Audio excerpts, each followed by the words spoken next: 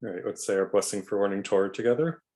Baruch Baruch atah Adonai Eloheinu melech haolam asher kitanu b'mitzvotav tzivanu l'asok b'divrei Torah. Praise to you, Lord our God, rule of the universe, who's made us holy with your commandments and commanded us to busy ourselves with the words of Torah. So, I will start with a recap because we're moving at the speed of one of these Mishnayot per month. So it's good to review where we've been so far in Pirkei Avot chapter 4. We started off with Ben Zoma, who said, who is wise, one who learns from every person. We'll come back to that idea. Who is mighty, one who subdues their evil inclination. Who is rich, one who rejoices in their portion. And who is honored, one who honors their fellow human beings. And then we went to Ben Azai last time, who said to prioritize minor commandments as much as major commandments, whatever those mean, flee from transgression, and the reward for one commandment is another commandment, and one transgression leads to another transgression, and the reward is another transgression. So last time that we met, we talked about the story of Rachel and Rabbi Akiva.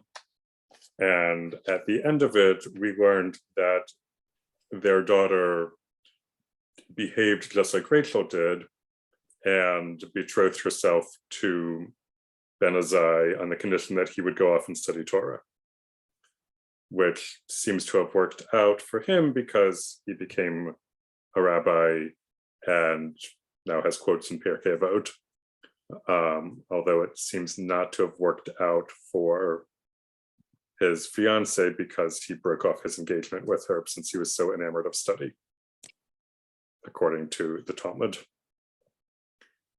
Today we're going to do another saying of Ben Azai. Herb, would you read this one, please?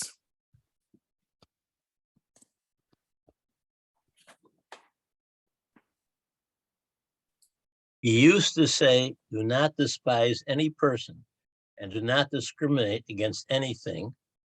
Alternative translation, do not underrate the importance of anything. For there is no person that does not have their hour, and there is no thing that has not its place. How are these sayings relevant to our lives today? Okay, thank you. Well, I don't think it's only today, but I don't think you should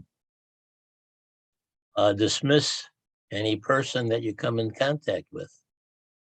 Everybody has something and everybody is important to some extent. And I think it costs you more if you despise somebody, because if you're so filled with hatred, you'll suffer.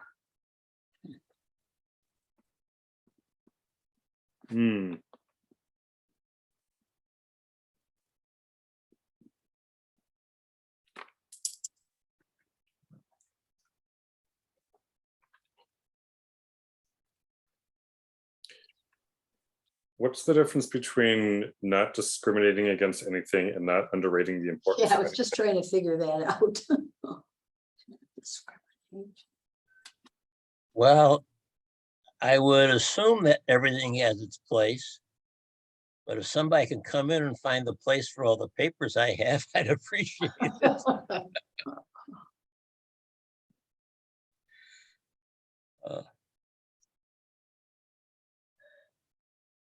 Okay, so like underrate the importance of anything.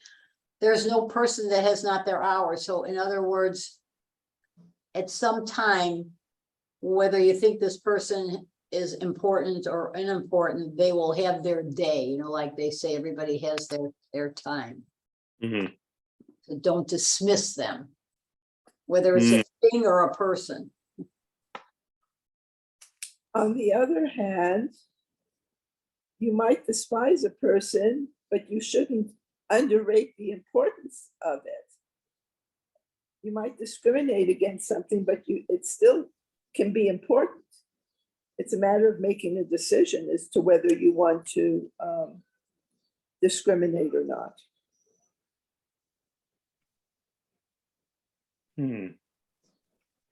Reminds me a bit of the workplace where you have a manager over several people and he has his pet person in the group, but that doesn't mean that the other people there don't contribute. But they all do to some extent. What do you do though? I was just thinking, David, about somebody who's done something, really bad, like Hitler, Is it okay to despise somebody like that? Or can you find a different word for saying what you should do about that person? Yeah. I wonder if there's a difference between despising the person and despising their actions. Ah, okay. That's good. Okay. That helps. But he did have his hour, which was a fairly long, even though we didn't appreciate what he did Right. and still Mhm. don't. So this doesn't mean that every person has their hour, does not necessarily mean that it's contributing something positive. Yeah. May I ask you, David, to give a literal translation of the second part, the part about that's translated here as do not discriminate against anything, or the al tahi maflig. When my translation here, this pious one, says, consider nothing impossible, but I don't know the words well, and I don't understand how it works, if you wouldn't mind. Yeah.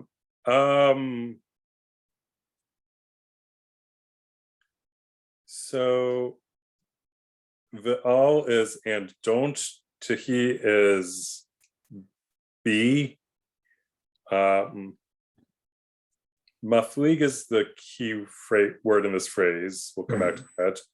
Lechol is for to any, and davar is thing. Maflig, it looks like the root is pei lamed gimel, which has to do with dividing, I think. I will see if I can find more. Oh, okay. So I'm looking at a Gemara card because I this summer have been doing a weekly, like 3 times a week, Gemara Chavruta, going through the beginning of the Talmud with a friend, and he recommended this. So it appears that Pei Lamed Gimel either means divide or disagree. So don't be disagreeable towards anything. Yeah. The Schottenstein translation I have says, you do not have anything that does not have its place. It almost sounds like you would not obtain a possession if you had no place to put it. Not your same thing that what you have here is meaning. Yeah. So looking at this phrase, ve'ein lecha davar she'ein lo makom, ve'ein, and there isn't lecha to you, so you don't have, davar, a thing, she'ein, that there isn't, lo, to it, makom, a place. So you don't have a thing that does not have its place. Can be interpreted prescriptively, like you shouldn't have anything that doesn't have its place. You shouldn't acquire anything for which you don't have a place for it, which frankly is not a terrible idea about about controlling buying habits. Make sure you've got a spot for something before you buy it, and maybe that'll cut down on impulse purchases. But it could also be read descriptively, that everything that you have has its place. It's just incumbent upon you to figure out where that place is. But the way this reads that you gave us, we're talking about, at least I thought we were talking about things that you don't necessarily own, but they're just things that exist. that Mhm. everything in existence has a place. Yes. That's the way I initially interpreted it. That is a fair point.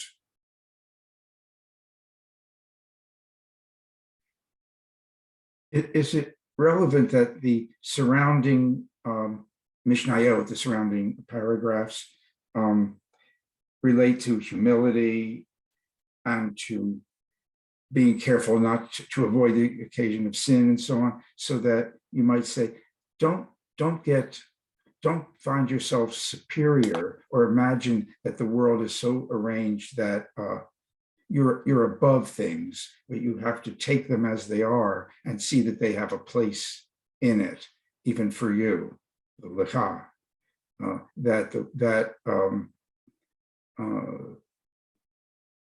So that you are part of this world and things have a place in it, and you shouldn't presume that that you can just disregard things or treat them as of nothing. Worms have a place, and even viruses have a place. Whereas the ancients thought that the universe circled the earth, we should not think that everything circles me. I actually, if I may jump in there, I really like that. In fact, there's a sense in which they thought everything circled the earth because and that we were the human beings and the earth and Israel, for that, these people were the center of everything. And when we got a different lesson about how the world is organized, it's interesting how different ways of coping with that. Well, I think we all found that out Saturday night when we didn't win the lottery. Right. Wouldn't an illusion be able to be drawn also between this and I believe it's Isaiah 45:7, talking about the God ordering both things dark and light and their placement within the universe as well, in the sense that, building off what was mentioned previously about sort of dealing with things as they are, as they come to you, as they've been assigned to you, maybe. That's sort of what came to mind as a connection. I'm not sure. Maybe I'm reading too much into this, but that's sort of the connection I drew. No, it's a good connection. You are spot on about that verse citation. So Isaiah 45:7 says, depending on what translation you're using, I form the light and create darkness. I make peace and create evil. I, the Lord, do all these things.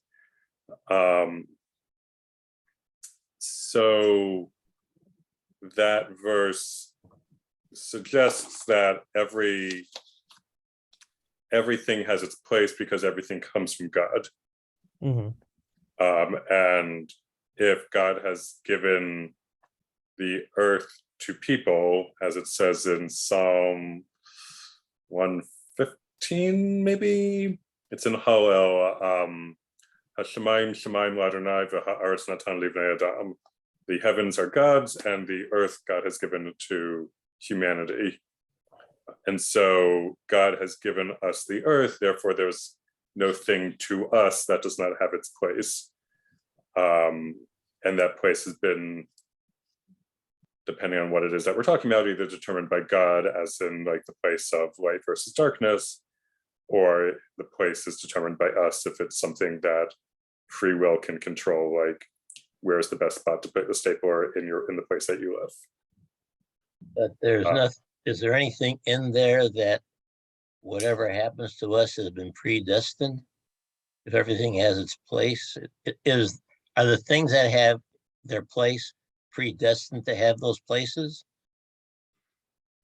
which would argue against free will? I'm not sure I'm saying it clearly enough. I think I understand what you're saying. You're asking if God has determined the place of at least some things in our lives, does this say that things are predestined to happen Mhm. and that there isn't free will? Yes. So this topic of predestination versus free will is a challenging one. I think in Pirkei Avot chapter 3, Rabbi Akiva tried to balance this by saying that everything is foreseen, yet freedom of choice is given. Mhm. And what has made the most sense to me from my understanding of Jewish tradition on this is that the things that are going to happen to us are known by God, but how we choose to respond to them is up to us. So, which has grounding in Rosh Hashanah, which is coming in another 8 weeks, 7 weeks after Tisha B'Av, because of this idea of God knows what's going to happen to us in the coming year, this metaphorical book of life. And so the idea that God knows what's going to happen to us, but repentance, charity, and prayer can mitigate the harshness of the decree. The things that are going to happen to us has been decreed, but the things that are within our control, such as repentance, our relationship with ourselves, and prayer, which would be our relationship with God, and tzedakah, which would be our relationship with others, that is within our control, and that doesn't change the decree, but it mitigates the harshness of it. We will be in a better position to deal with whatever comes our way if we have a good relationship with ourselves, a good relationship with God, and a good relationship with others. But to me, the word decree means that it is predestined rather than subject to free will, and not just pre-known, but actually decree to me seems more like predestined. Mm-hmm. So Herb, for me, at least with this, I think since this is coming from Ben, Azai saying this versus God saying this, if this is what the rabbi would say, is that no person, or that every person has their hour and that all things have their place. He's I'm taking that as a rabbi saying something to be positive about something, less about a rabbi saying that this is God's will type thing for predestination and Calvinism. I wonder why compatibilism wouldn't solve I guess there's a fancy word for saying that some things are predetermined, but as David said, maybe some of the events around your experiences will be predetermined, like are discussed in Rosh Hashanah, the tractate. But the way you react to them, is necessarily not, and you have some kind of impact on the things around you as part of that, because you do have an intellect that isn't like forced to choose a position or a set of beliefs, in the sense that you do have freedom of choice. So I wonder if you can have certain things be predetermined, like for example, location of your birth, but it doesn't necessarily force you to have one idea or another. You can still choose between notions. Hmm. That's just what I was thinking in relation to that, the free will question.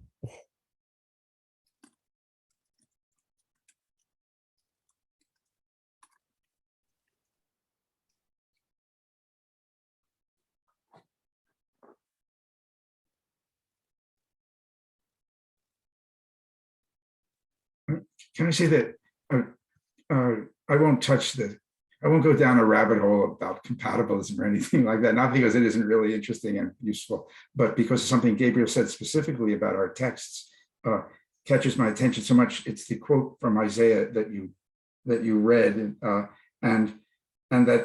we've talked about this, I think, before in this class, that the rabbis took that line, Yotzer Or Uvorei, Oseh Shalom Uvorei Ra, which the JPS translates rather nicely. I make weal and create woe. And they I guess the word is they domesticated it by saying, Uvorei Et Hakol, creates everything, rather than focus on that unflinching position of Isaiah, which brings us very sharply into that. Live with it. That's the world we've got. It's so that line has been. I think that's where it comes from, that they changed in the Amidah. I guess it is. No, it's not in the Amidah. Yes, I guess. Well.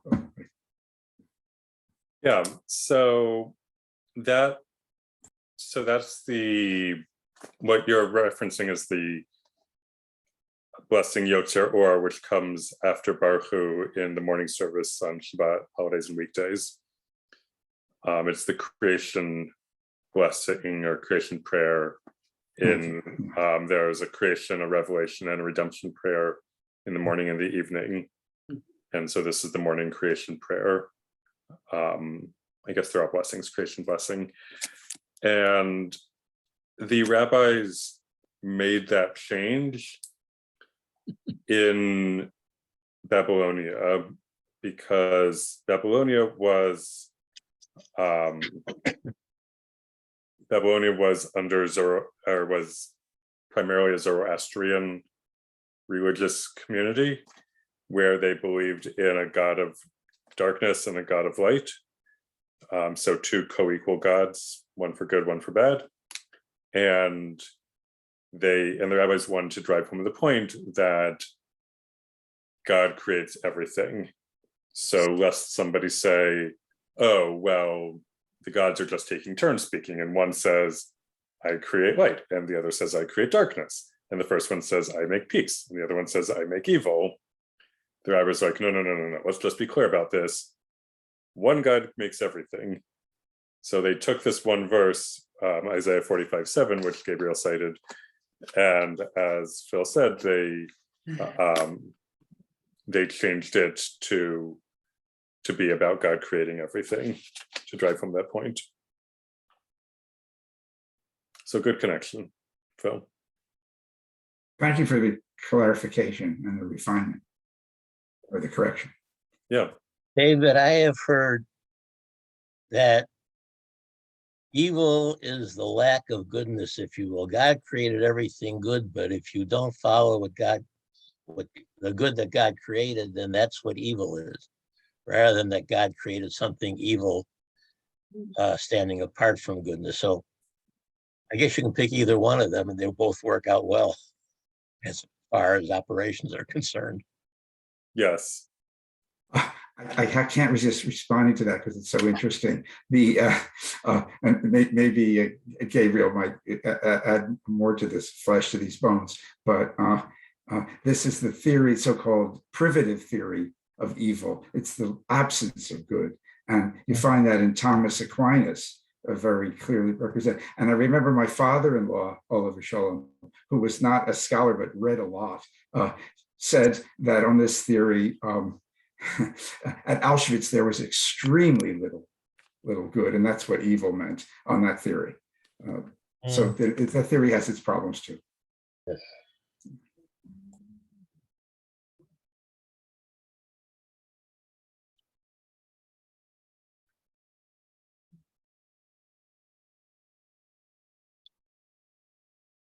All right. Other thoughts about this text and how it's relevant to our lives today?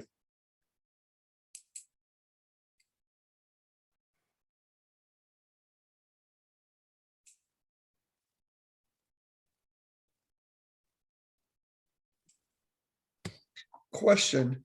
So it says, do not despise any person and do not discriminate against anything, or do not underrate the importance of anything. So how far is that supposed to be taken? Like, I mean, have you seen the movie Yes Man with like Jim Carrey? You know, like it can go pretty far type, you know, not discriminating against anything, or, you know, not saying, you know, no to anything type thing. Hmm. Well, do we discriminate against pork and shellfish? Exactly. Yeah, right.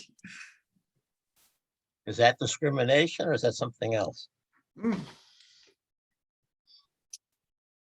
So I don't know if discrimination is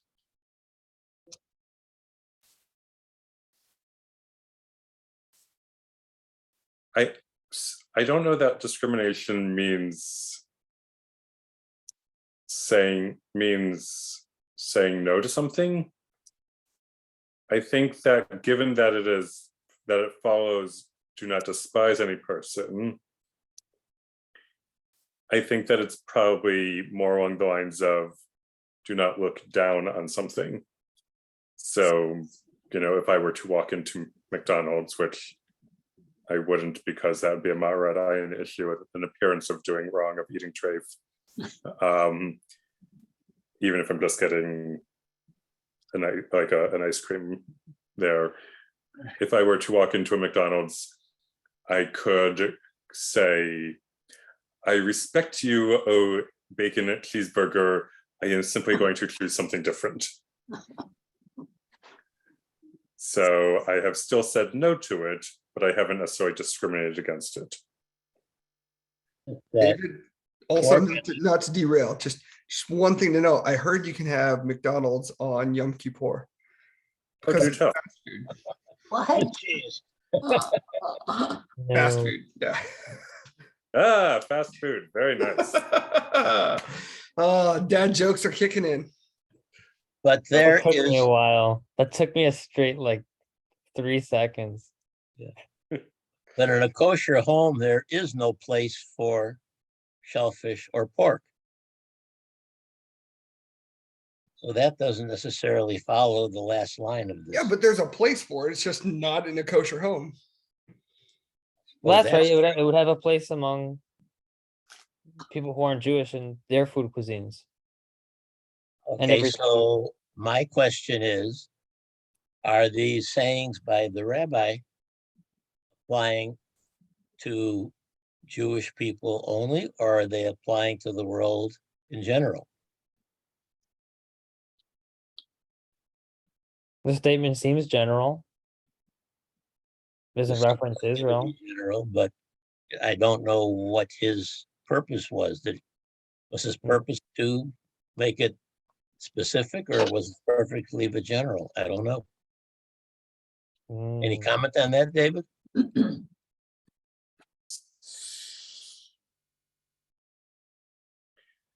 So I think that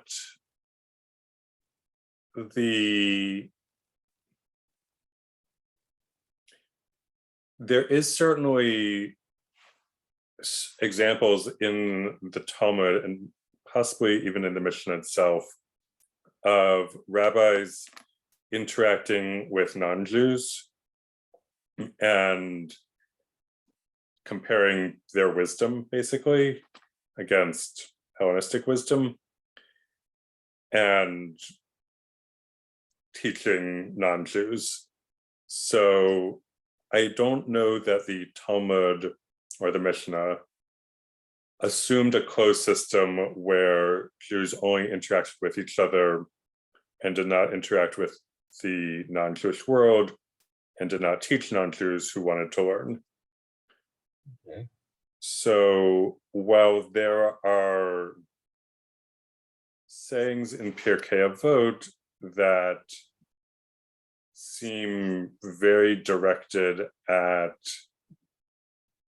Jews, or certainly at least at scholars. There's one that comes to mind probably in chapter 5 about the proper lifestyle for a Torah scholar. Much of what is in Pirkei Avot seems to be general wisdom. Okay. One other point, by the way, if I may. Mhm. Says here, do not despise any person. Yet, going back a week or two, we had, I shall honor those who honor me, and those who scorn me shall be degraded. Isn't degradation and despising somebody similar? Was that was from the first one? It was from, Yes, might have been the first one that we studied, but in this book, it's got a different numbering system, I think. I think I have it up on the screen. Who is honored? One who honors their fellow human beings, as it is said, for I honor those that honor me, but those who spurn me shall be dishonored. Yes. So That contradict this today, or? I don't think dishonored is the same as despised. Just depends on how you interpret how you translate the Hebrew words. I don't know.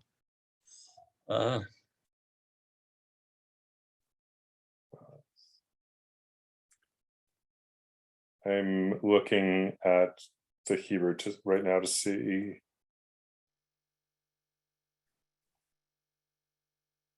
So, all right.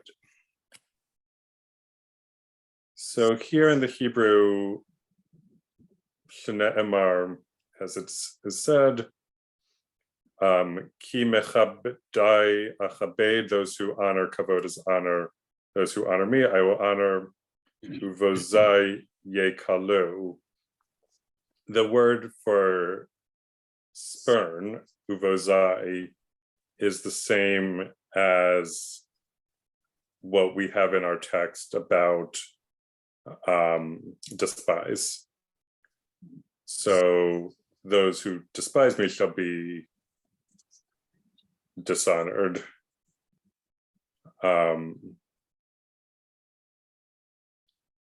So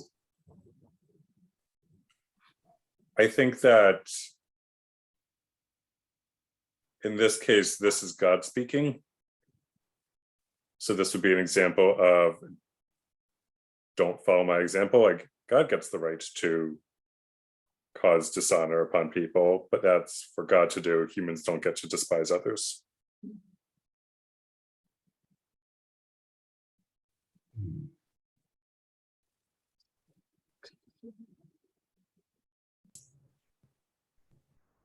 I wanted to say something about place. Please. Certainly everything doesn't have a place in my house, but it has a place in the world.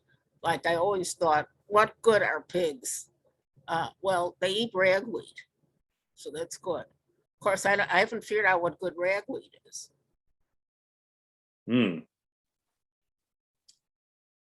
Perhaps it has the pigs. It has food for pigs. There you go. Perhaps ragweed provides pollen for butterflies or bees or things, whatever pollinators are in the ecosystem where ragweed is. David, I have a question. Hebrew has a much smaller vocabulary than English does. So how much interpretation is made in the translation? And doesn't the translation have a lot to do with the person who's translating it and what his or her understanding is? Mm-hmm. Certainly, every act of translation is an act of interpretation. Yeah. I believe it was Chaim Nachman Bialik who said that reading text in translation is like kissing a bride through a veil. Mm-hmm. That being said, there's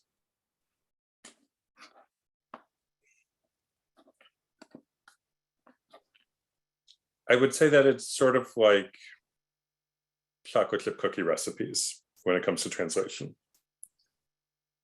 There are a lot of chocolate chip cookie recipes, and they are different in a lot of different ways. But if you change the recipe too much, you will no longer have a chocolate chip cookie. You have something else. So there are a lot of ways of translating many words, but if you change it, if you translate it in a way that is too far off the mark of the original Hebrew, you have no longer translated that Hebrew word, you've translated a different Hebrew word. So so the word despise, we saw earlier, was translated as spurn. They're basically synonyms. There are subtle differences between them. But if I said that it was do not honor any person, now I have totally mistranslated it. But since Hebrew has so few words, relatively speaking, how can we determine the intent, the original intent of what was said or what was written? To know which of the English words applies. That's why we're having this discussion. I realize that. But David said, if you stray too far from the original meaning, well, how do we know what that original intent was for the original meaning? So I think, so a lot of it has to do with a rabbinic interpretation tool known as Gezerah Shava, which is basically chutes and ladders, where if you see a word in one context and you know what it means there, then when you see it in another context, you can guess that it may have a similar meaning there. So based off of all the uses of the word, you can come to a good sense of what this word probably means. So like if you play fill in the blank and it's do not blank any person, and you know what the rest of the sentence means, and it's just this one word you're trying to figure out, so you might come up with 5 different possibilities. And then you go to another place where that word occurs, and you fill in and you guess what the word might be, and you've got another set of possibilities. And then you start to narrow down which are the meanings that this word might have. It's the same issue in English. If you hear the word read, how do you know if it refers to a thing that grows by water versus something that has to do with a book? Context is going to be helpful there.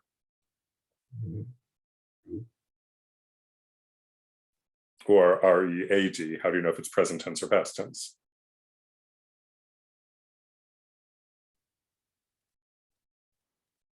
So there's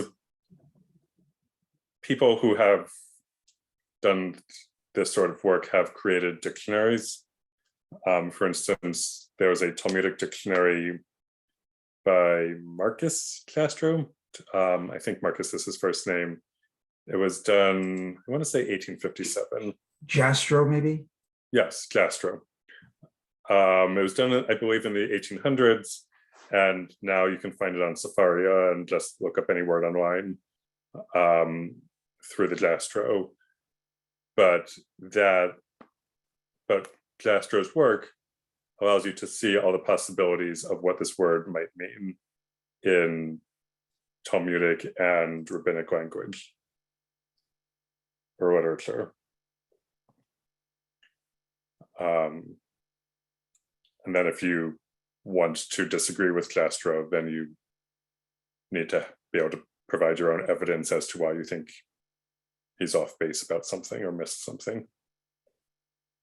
There's also the issue that 2 different people hearing the same word have different connotations to it. Mm-hmm.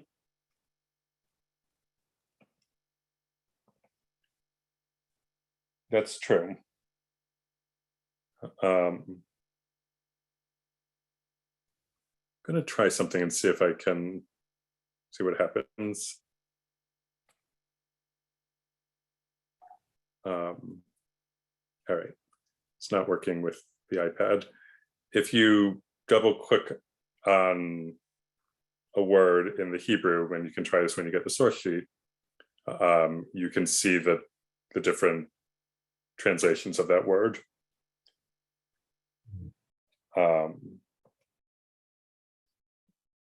So you're welcome to try this when you get the text later.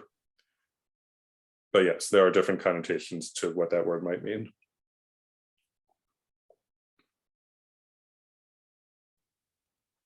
Wouldn't it also be fair to say that this is one of the fruits of having a minimum of 1,500 years, in some cases 2,000 years of commentary, that part of the nature of rabbinic commentary has been simply dealing with this exact same issue that we're talking about here in the week before Tisha B'Av of the year 2022, which is namely that, like, one thing that I find totally mind-bending about doing Talmud study is the fact that in one section of Talmud, you can have two rabbis arguing with each other about the meaning of a word or a phrase who lived 500 years apart. But we have, at this point, anywhere from 1,500 to 2,000 years worth of the fruits of all of those labors, in addition to the work of people like Jastrow to try to organize it all. That's true. All the rabbis since were given their opinion.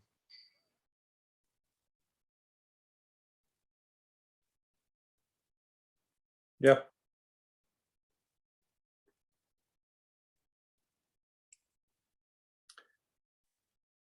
Let's explore more of the idea of just not discriminating against anything and how that's relevant today.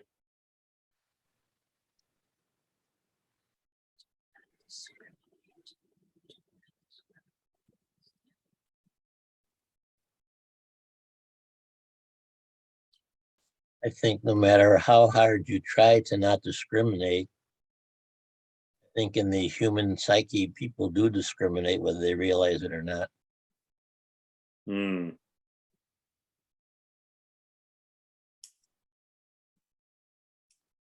I mean, that's what I think the book White Fragility is about, and critical race theory and all that kind of stuff is about. How a lot of stuff is there and it's hard to not discriminate. So you have to actively be mindful of what might be causing you to have this viewpoint, or, you know, to be doing this action. Mm-hmm. We all have likes and dislikes.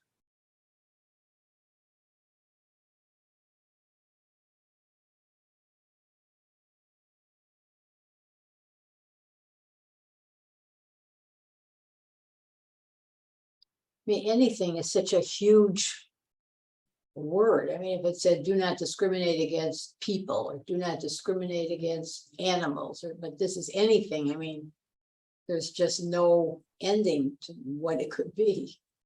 It doesn't leave anything out, the word anything. Yep. It's like everything.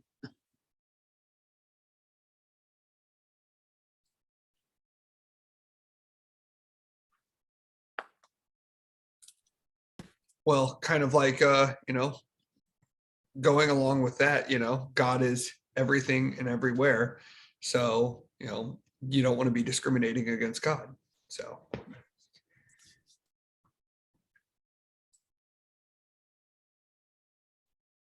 Hmm.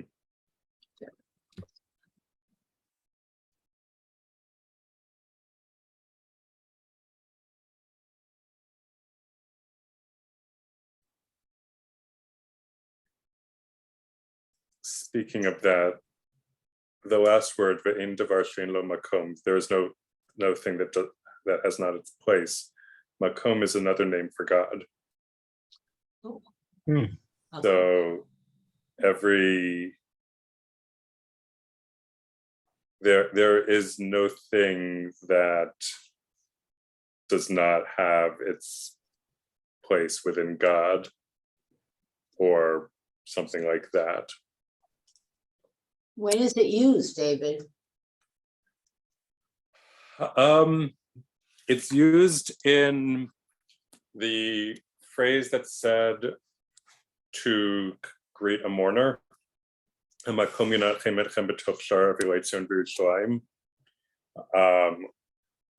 Is usually translated as "May God comfort you among the mourners of Zion and Jerusalem." Okay.